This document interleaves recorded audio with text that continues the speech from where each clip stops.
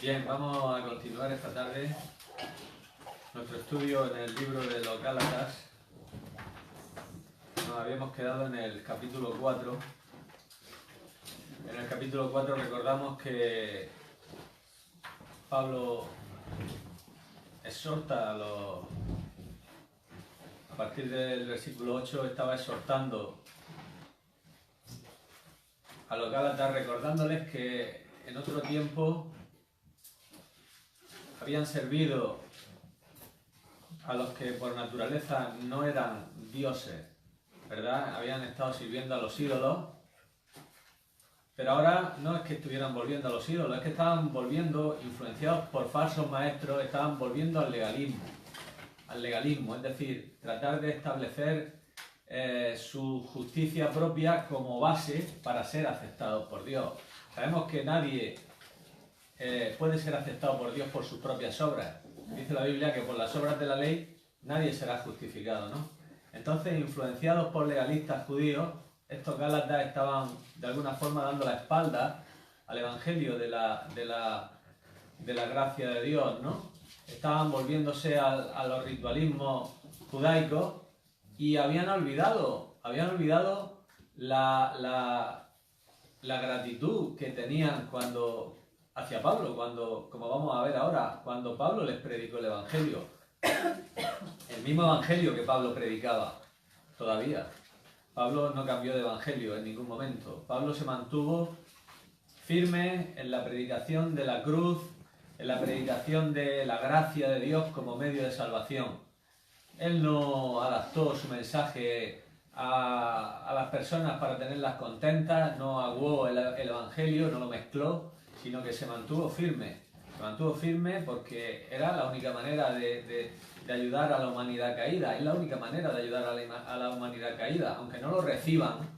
Pero el evangelio que debemos de predicar es el evangelio de la gracia, el evangelio del Señor Jesucristo, la muerte de Cristo en la cruz, como dice Pablo. Este es el evangelio que os he predicado, dice Pablo en 1 Corintios 15, los 3 primeros versículos. Este es el evangelio que os he predicado, que Cristo murió por nuestros pecados, conforme a las Escrituras, que fue sepultado y que resucitó al tercer día, conforme a las Escrituras. Lo hizo por nosotros, Cristo murió por nosotros. Porque en nosotros no había nada que pudiera recomendarnos delante de Dios. Si hubiera habido en una sola persona, justicia suficiente para que hubiera podido ir a Dios sin pasar por el sacrificio de Cristo, no hubiera sido necesaria la muerte de Cristo, porque todos hubiéramos podido hacer lo mismo, evidentemente. Pero dice la Biblia que no hay justo ni aun uno, ¿no? Entonces, el evangelio que Pablo predicaba es este evangelio, el evangelio de la gracia de Dios. El hombre es depravado totalmente, Dios ama al hombre, envía a su Hijo para rescatar al hombre. Paga un precio infinito, su sangre preciosa, y por medio de ese sacrificio, Él nos salva, Él nos da su espíritu, Él nos regenera, Él nos da una nueva vida, una nueva esperanza, un cielo que vamos a estar eternamente con Él, y todo por los méritos de Cristo. Entonces, cuando de alguna forma estamos tratando de buscar favor y aceptación por Dios por medio de nuestras obras, estamos diciendo: Cristo, échate a un lado que yo me valgo, no te necesito, ¿no? Entonces eso es lo que hacía el legalismo. El legalismo enseñaba que por medio de ritos, por medio de ceremonias, circuncisión, guardar días de reposo, guardar ciertos alimentos, esto, lo otro, cosas externas que era lo que debían de hacer, si no para salvarse, sí para santificarse. Y es falso lo uno y lo otro. Uno no se puede salvar por rito y uno no se puede santificar por rito. Uno se salva por fe y uno recibe la santificación por la fe. Las dos cosas las recibimos por fe. Uno es un acto de fe, la salvación, y lo otro es una actitud de fe. Una fe que se va renovando cada día, una confianza más definida en el poder, en la gracia de Dios para ayudarnos y renovarnos cada día y purificarnos y santificarnos, ¿no? Esto es lo que Pablo predicaba, vamos, ¿no? A grosso modo, ¿no? Entonces estas personas pues se estaban volviendo al legalismo, influenciados por falsos maestros. Los falsos maestros pues tristemente no solamente estaban allí en los tiempos de Pablo, están hoy también, ¿no? Tenemos que examinar muy mucho toda palabra que venga a nosotros por medio de quien sea, la mía. La Biblia dice que lo examinemos todo, examinarlo todo. Entonces esto es una exhortación para todo cristiano, tenemos que examinarlo y escudriñarlo todo con la palabra de Dios.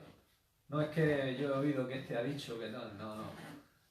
Escudriña con la Escritura, comprueba con la Escritura y preocúpate de velar porque la doctrina que te enseñan sea de acuerdo a la Escritura, y si no es, lo desechas, ¿no? Entonces Pablo en el versículo 12 de ese capítulo 4 les dice: os ruego pues, hermanos, que os hagáis como yo, porque yo también me hice como vosotros, ningún agravio me habéis hecho.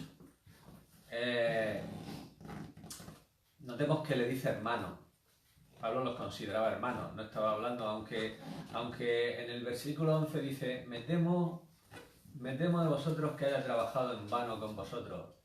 Sin embargo, los consideraba todavía hermanos, ¿no? Los veía como quienes realmente habían nacido de Dios y estaban en Dios. Lo único que pasa es que estaban siendo movidos por un viento de doctrina que no era conforme a la palabra de Dios, ¿no? Pero todavía les dice, en el versículo 11 les dice: me temo que haya trabajado en vano con vosotros, o sea, que haya perdido el tiempo. ¿Cómo decir? No habéis enterado de nada. No habéis enterado de nada. Y a veces nos damos cuenta y pensamos eso de alguna persona, ¿no? Porque vemos cómo actúa, cómo da, y no se ha enterado de nada. Y entonces, pues, de alguna forma, lo que en el versículo 11 expresa ese temor, ¿no? Que no haya enterado de nada. Y, sin embargo, en el versículo 12 vuelve un poco a la compasión de ellos, les dice: hermanos, ¿no? Os ruego, hermanos, que os hagáis como yo.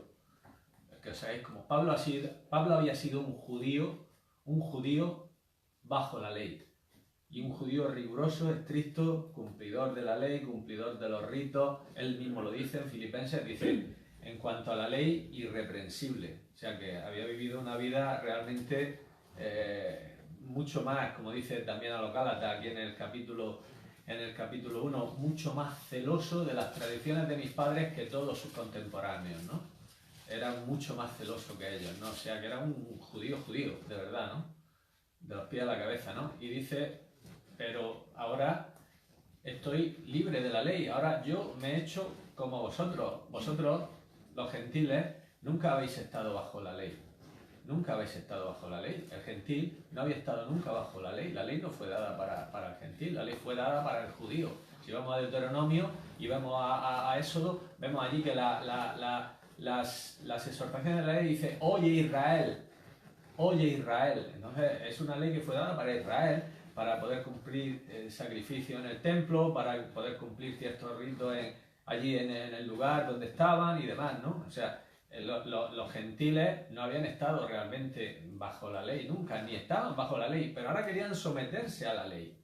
O sea, que lo absurdo y lo insensato que era, ¿no?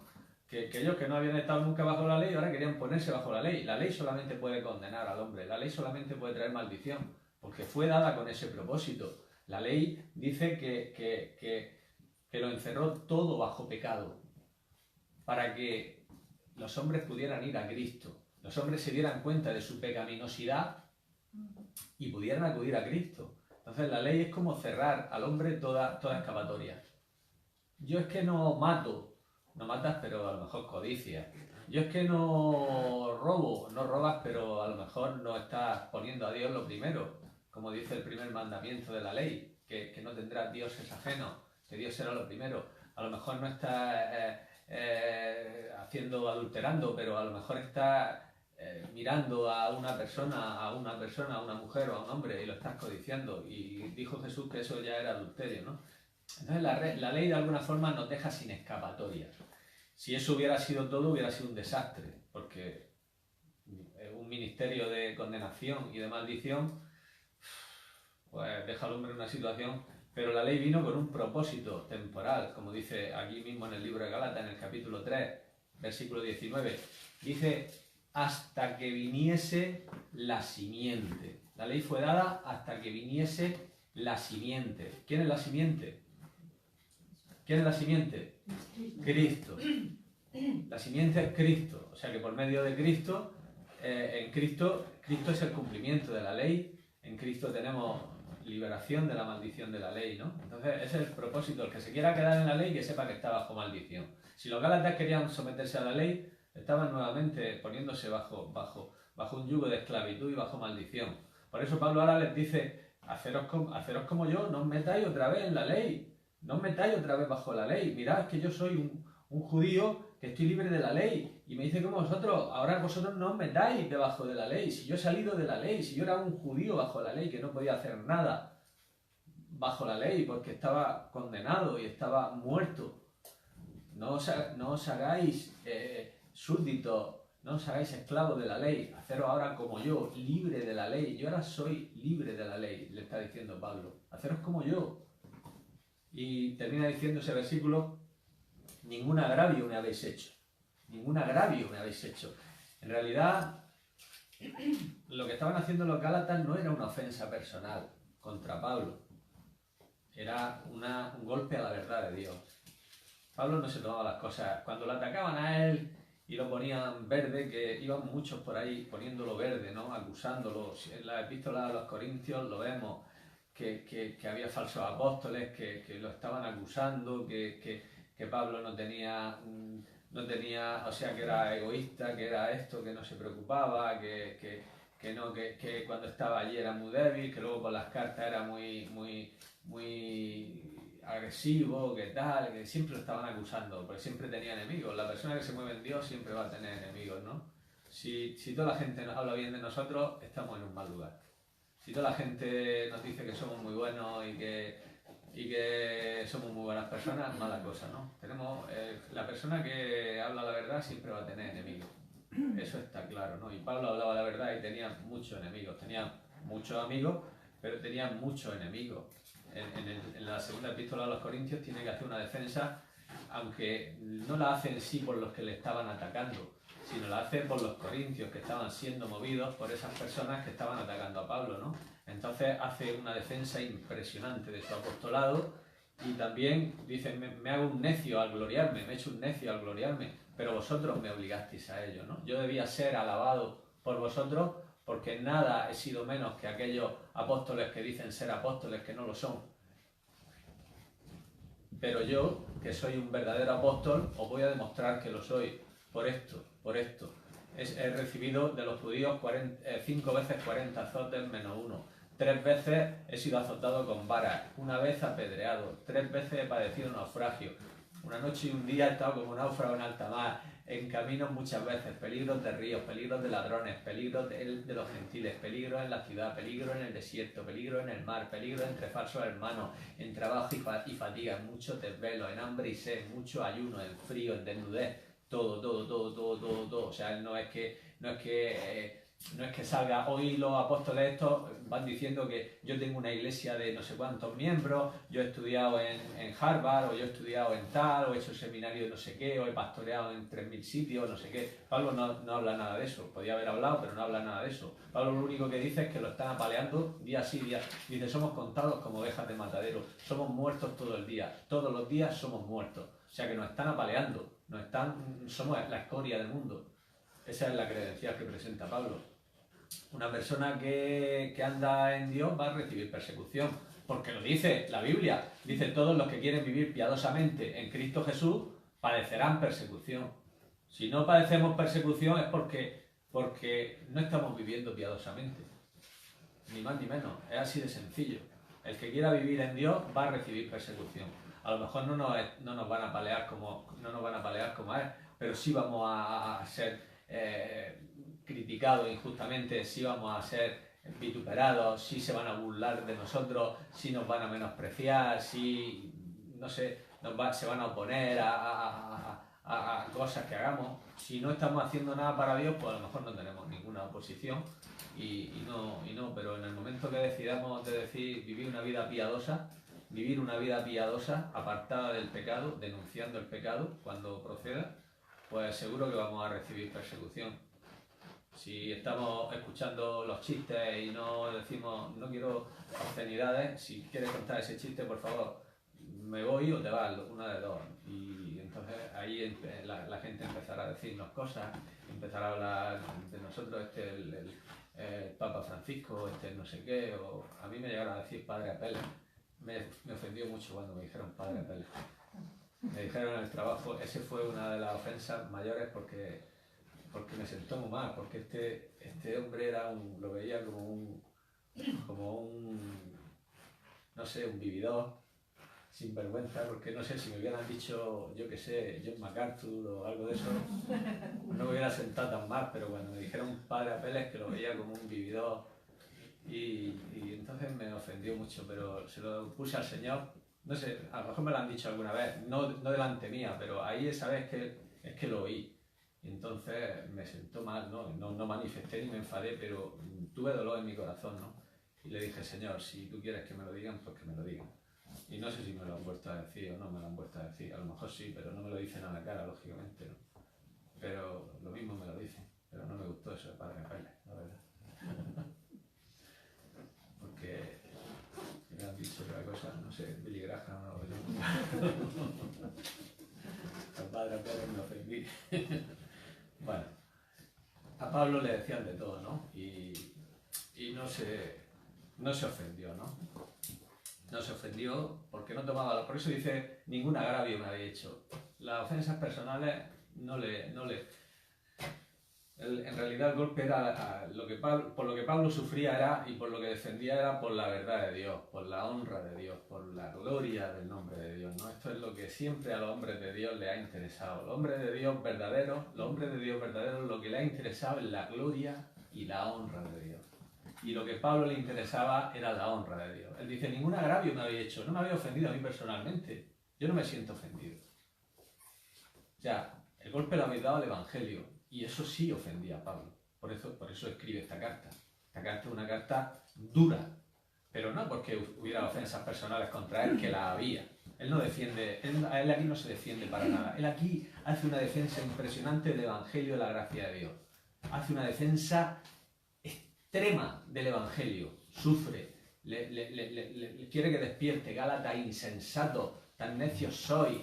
Y hace una defensa extrema, ¿no? Y esto es... El verdadero hombre de Dios no se ofende porque sean ataques personales y lo ofendan a él personalmente. Se ofende porque la gloria de Dios y el nombre de Dios es de alguna forma menoscabado. Por eso es por lo que los hombres de Dios verdaderos se ofenden, ¿no? Nosotros nos ofendemos por lo otro, pero estos verdaderos hombres de Dios sí se ofenden por aquello, ¿no?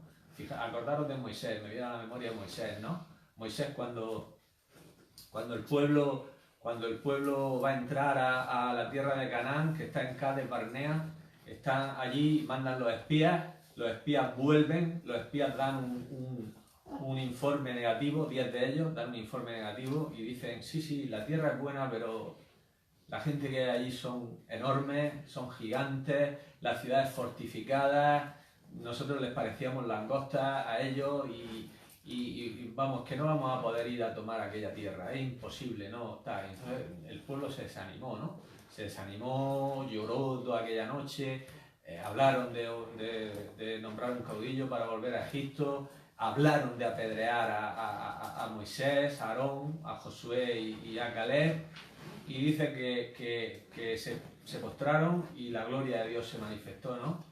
Y la gloria de Dios se manifestó y Dios le dijo a Moisés, dice, déjame que los voy a exterminar. Dice, a ti te voy a poner yo sobre un pueblo grande y fuerte. Déjame que lo extermine. Y entonces, pues fijaros qué propuesta, ¿no? Esa propuesta fue una tentación, sería una tentación, ¿no? Para cualquier líder hoy. Déjame que te voy a poner sobre una congregación buena, que no te dé problemas, que sean muchos, una buena iglesia de pastor y ya se terminan los problemas, Moisés. Se te terminan los problemas, déjame. Y que el sueño de un pastor, ¿no? Sin problemas, una iglesia grande, Una iglesia fuerte, porque dijo, te voy a poner sobre un pueblo grande y fuerte. Una iglesia fuerte, que bien establecido, ahí, ¿sabes? Que no den problemas y tal, y muy bien, ¿no? Y entonces Moisés dijo, Señor, lo van a oír los egipcios. Van a oír que tú has aniquilado a este pueblo como un solo hombre. Ellos saben que tu poder los sacó de Egipto. Ellos han contado a los habitantes de esta tierra lo que tú hiciste, cómo abriste el mar rojo, cómo ibas en columna de nube de día, en columna de fuego de noche, cómo te manifestaba este pueblo. Y van a decir, mira, no pudo meterlo en la tierra, lo sacó para mal, lo ha sacado para mal, para matarlo en el desierto. Que sea magnificado tu poder, Señor. Que sea engrandecido tu nombre. Que sea, perdona a este pueblo. Perdónalo. No le tomes en cuenta el pecado. ¿Y qué hizo Dios? Lo perdonó. Dios estaba deseando realmente oír eso de Moisés. El perdón lo tenía en el saco, pero Dios quería oírlo de Moisés. El perdón estaba preparado. Dios quería perdonar a su pueblo, porque Dios lo había perdonado un montón de veces y no iba a ser menos esta vez, no. Pero Dios quería oír a Moisés. Dios quería escuchar estas palabras de Moisés. Y las oyó. Dice, lo he perdonado, conforme a tu dicho. Pero Dios quería perdonarlo. Lo que pasa es que quería oírlo de Moisés. Dios no quería, Dios era paciente, Dios lo soportó. Dios lo soportó y hasta ese momento ya lo habían tentado unas 10 veces. En el desierto, con el agua, con la comida, queremos carne, queremos otra cosa, queremos de esto, ¿para qué nos has sacado? Queremos volver a Egipto, un becerro que hicieron, esto, otra vez y otra vez. Y Dios lo había perdonado siempre, ¿por qué no lo iba a perdonar ahora? Lo que pasa es que Dios quería escuchar a Moisés, ¿no? Dios quería escuchar a Moisés y escuchar a Moisés. Escuchó a un hombre de Dios que se preocupaba, no se preocupó de sí mismo, sino que se preocupó de la honra y de la gloria que iba a recibir Dios con aquello. Y si no eres capaz de meter este pueblo allí, a pesar de que es un pueblo de dura cerviz, pues van a hablar de ti, van a decir que no tienes poder. ¿Dónde está su poder? ¿Dónde está su gloria? ¿Dónde está su magnificencia? Que sea magnificado tu nombre, Señor. Él lo perdonó al pueblo, lo castigó. Porque Dios castiga, también perdona y castiga y perdona. No lo dejó sin castigo, claro, porque dice, cuando él se reveló a Moisés, le dijo, Jehová, Jehová, fuerte, misericordioso, piadoso, tardo para la ira y grande en misericordia, que perdona la iniquidad, la rebelión y el pecado, pero que también castiga la iniquidad, y de ninguna manera tendrá por inocente al culpable. Entonces Dios castiga también, y castigó al pueblo, por supuesto. Ninguno de los que había allí entró a la tierra, ninguno, nada más que Caleb y Josué. Entonces Dios castigó al pueblo, porque dice la palabra de Dios que Dios al que ama lo castiga, lo disciplina. Entonces castigó al pueblo, ¿no? Y bueno, pues este corazón era el de Pablo también. Pablo le preocupaba la gloria, le preocupaba que el nombre de Dios fuera magnificado, le preocupaba que Dios recibiera honra y gloria. A mí no me había hecho ningún agravio. A mí personalmente no me había hecho ningún agravio, lo dice, ¿no? Les dice en el versículo 13, pues vosotros sabéis que a causa de una enfermedad del cuerpo os anuncié el Evangelio al principio. Al principio, daros cuenta, Pablo llegó a predicarle el Evangelio en una debilidad física. Posiblemente fuera una enfermedad de los ojos, como vamos a ver ahora cuando lleguemos al versículo 15. Una enfermedad que le daba una apariencia, según parece ser, repulsiva, ¿no? Pero Dios normalmente hace esto. Dios a veces usa instrumentos débiles, instrumentos despreciados. ¿Para qué? Para que la gloria sea de Él y el poder sea de Él. Porque si Pablo hubiera llegado allí con chaqueta, con traje, con corbata, engominado del pelo, como hoy se ven muchos predicadores en muchos púlpitos, muy bien puestos, pues hubieran dicho, hombre, este hombre tiene una personalidad que es irresistible. Pero cuando Pablo llegó a esta iglesia, dice que estaba enfermo, posiblemente una enfermedad de los ojos, como ahora vamos a ver, y le da una apariencia repulsiva. Entonces, dice que a causa de una enfermedad del cuerpo, dice, y no me despreciasteis por mi enfermedad, sino que me recibisteis como a un ángel de Dios, como a Cristo Jesús. O sea, mostraron un agradecimiento, ¿no? Esto es un ejemplo para nosotros. A ellos no les importó, en el principio, cuando recibieron el Evangelio, no les importó cómo llegó Pablo, no les importó que tenía esa enfermedad, que tenía una apariencia posiblemente repulsiva. Además, Pablo no era un elocuente disertador, no tenía la retórica que tanto gustaba a la sociedad griega de aquel entonces. Eso lo dice él mismo. Fijaros lo que dice en segunda de Corintios, que no solamente Pablo tenía esa apariencia, sino que además, fijaros en segunda de Corintios lo que dice. Segunda de Corintios 6. Perdón, 11:6.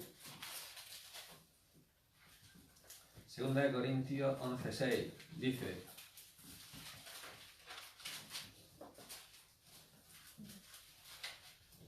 dice, pues aunque sea tosco en la palabra, no lo soy en el conocimiento.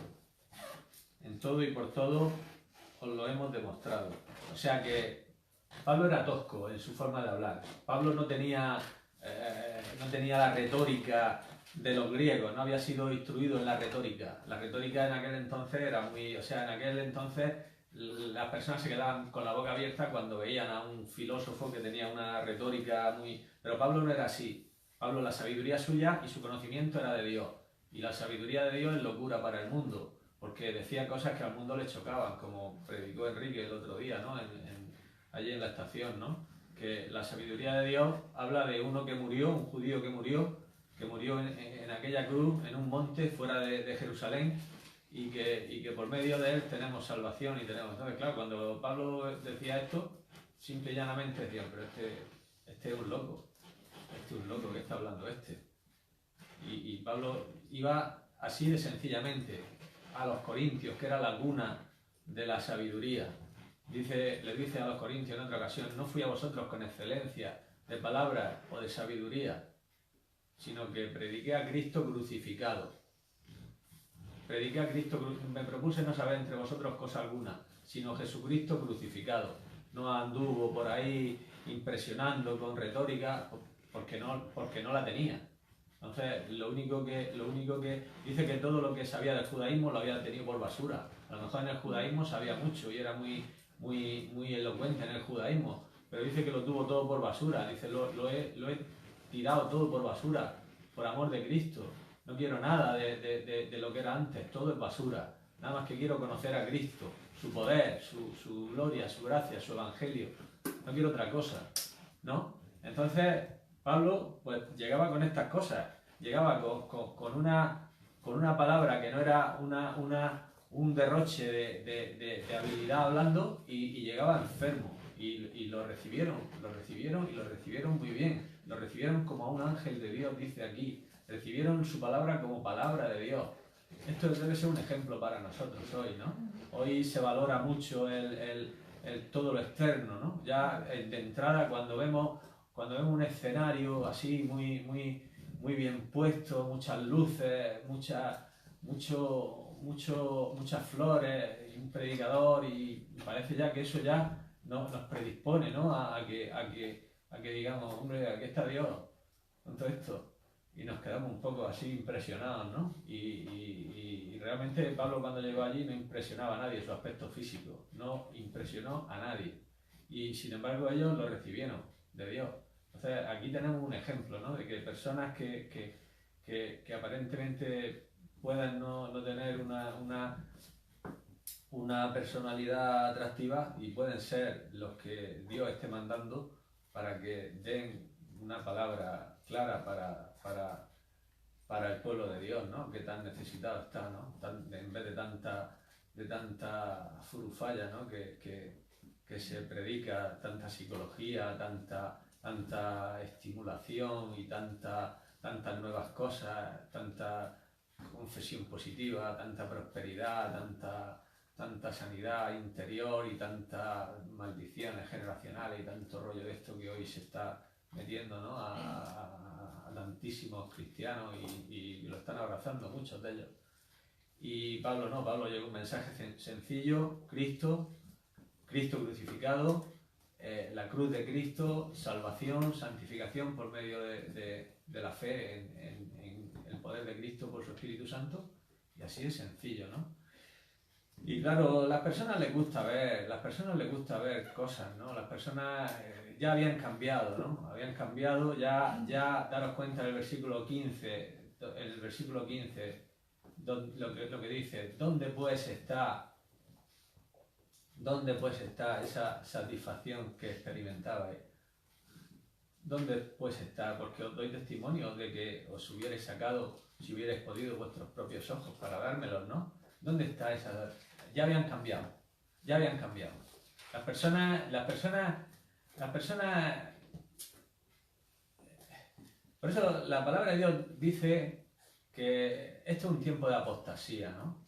Esto es un tiempo de apostasía. La doctrina de Cristo no es una doctrina complicada. Pablo lo dice, no fui a vosotros con excelencia de palabra o de sabiduría. Me propuse no saber entre vosotros cosa alguna, sino a Jesucristo, y Jesucristo crucificado. Esta es una doctrina sencilla.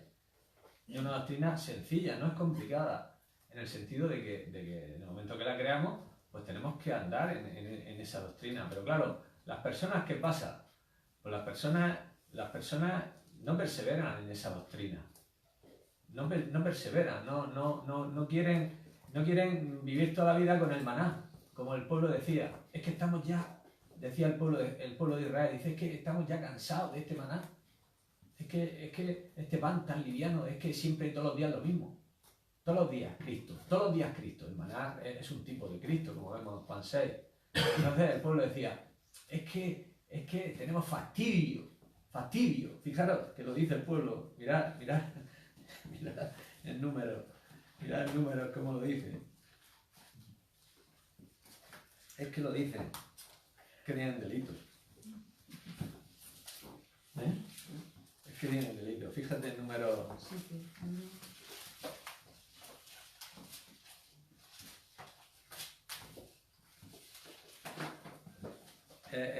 Número 21.5. Número 21.5.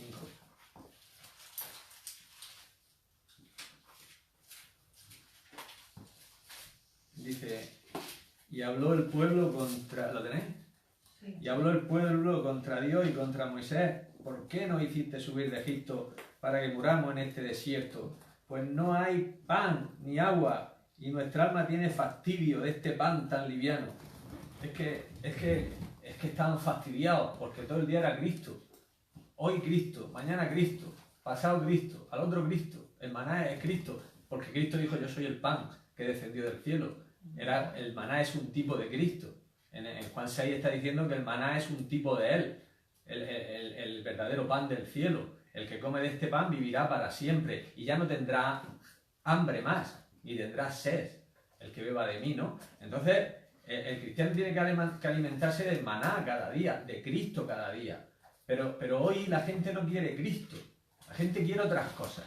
La gente quiere ver milagros aparentes, la gente quiere ver cosas espectaculares, cosas que atraigan a la vista, doctrinas nuevas, cosas nuevas, a ver qué nos enseña, a ver qué podemos conseguir, a ver qué podemos sacar de esto. Es que esto solamente es Cristo. Es que no vas a estar diciendo de Cristo todos los días. Pues sí, es que es Cristo. Es que el Evangelio es Cristo. Y la vida cristiana es Cristo. Ya no vivo yo, sino Cristo. Y la santificación es Cristo. Cristo nos ha sido hecho por Dios sabiduría, santificación, justificación y redención. Entonces es Cristo, todo se centra en Cristo, es el centro. Entonces la gente la gente pues, llega un momento que se cansa. Se cansa. La gente, porque aquí con Israel salió mucha gente de Egipto. Con Israel salió mucha gente. Y mucha gente que realmente pues, no estaban convertidas. Y hoy día hay muchísima gente que profesan ser cristianos, que están en las congregaciones y no están convertidos, ¿no? Y ya está. Entonces, pues lo que quieren es eso, entretenimiento. Quieren entretenimiento. Quieren tembleques, temblores, algo que sientan algo, que vean algo, que es Cristo todos los días, es que es el pan liviano es que es todos los días Cristo, que nos va a dar todo el día pan de este, Moisés, nos va a dar pan de este todos los días, pues venga, os voy a dar otra cosa nueva, ahora os voy a dar serpientes. En el versículo 6 dice que Dios le mandó serpientes, serpientes a serpientes. ¿No queréis Cristo? Pues toma, serpientes, pecado. Serpientes, pecado. Si no queréis Cristo, todo lo que sea fuera de Cristo es pecado. Todo lo que esté fuera de Cristo es pecado. Toda doctrina de demonio es todo lo que no sea Cristo. ¿No queréis Cristo? Pues pecado. Aquí lo tenéis. Ahora y empezó a morir el pueblo. Empezó a morir el pueblo. Ay, Moisés, lo hemos hecho mal, no hemos equivocado, perdónanos, no sé qué, no sé cuánto, da. Venga, pues Moisés, hazle un palo y ponle una serpiente. Y ahora Cristo. Porque la serpiente en el palo que hizo Moisés era Cristo. Entonces, ahora que ya se queden con Cristo ya para siempre, el que quiera. Y el que no, que muera. Porque dice que hizo un palo, puso una serpiente de bronce arriba y todo el que le picaba a la serpiente miraba y vivía. Entonces, para que se dieran cuenta de la locura que es salirse de Cristo. Si no quieren maná, van a tener pecado. Si no quiere la gracia de Dios, va a tener pecado, va a tener muerte. Entonces, ¿qué queremos? ¿Queremos a Cristo? Dame a Cristo, como dice esa canción. Dame a Cristo. ¿Cómo es esa canción? ¿Cómo es esa canción? Venga, vamos a cantarla y terminamos, porque ya son las 8:30. Vamos a cantarla, ya nos quedamos aquí. Vamos a cantar esa canción. Dame a Cristo, dice la canción. Que se grabe también. Para los que nos estén escuchando, que la oigan. Que se grabe la canción. Porque es dame a Cristo por la mañana, al despertar. Dame a Cristo. Y en las pruebas, dame a Cristo. Y al momento de morir, dame a Cristo. Y Cristo, es Cristo solamente. Cristo es nuestra vida. Y al momento de morir, dame a Cristo. Solamente el cristiano tiene que estar satisfecho en Cristo. Si buscamos otras cosas, vamos a tener serpientes, ardientes, que nos van a morder y va a ser para nuestro mal. Entonces, a Cristo, dame a Cristo. Y lo que estaban haciendo los gálatas era yéndose fuera de Cristo, saliéndose de Cristo. Estaban volviendo al legalismo y Pablo los tiene que exhortar. Los tiene que exhortar con rigor para que se volvieran a Cristo. Dame a Cristo. Vamos a cantar esta canción y terminamos con ella.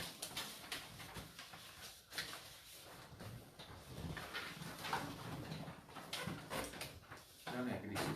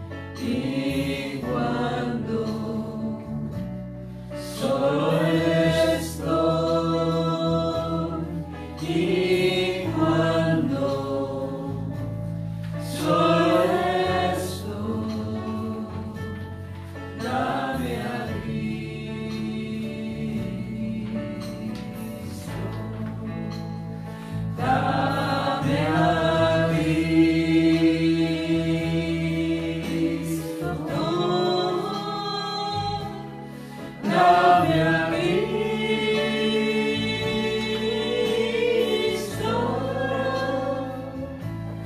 nada más deseo yo. Dame a Cristo.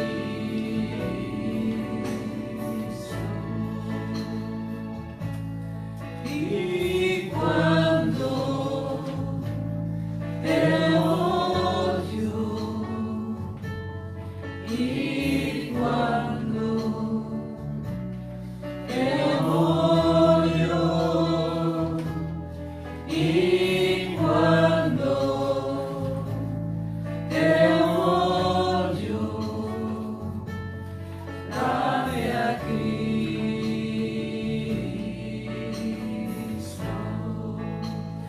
Dame a Cristo,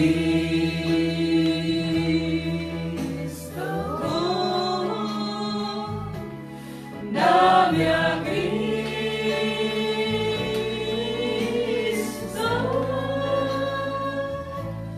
nada más deseo yo.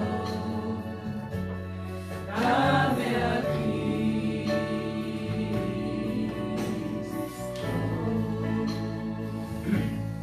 y al momento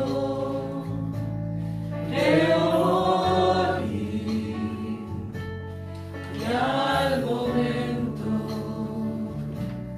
de oír, y al momento de oír, dame a Cristo.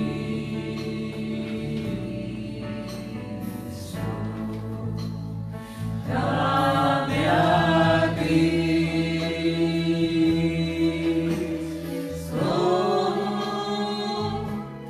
Dame a Cristo.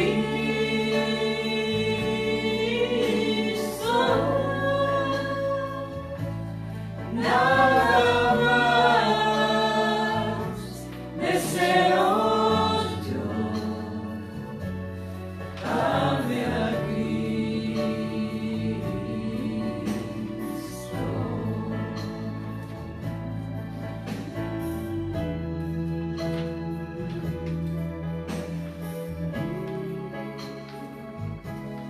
Aleluya, gloria a tu nombre, Jesús. Gracias, Jesús. Gracias por darte por nosotros, Señor.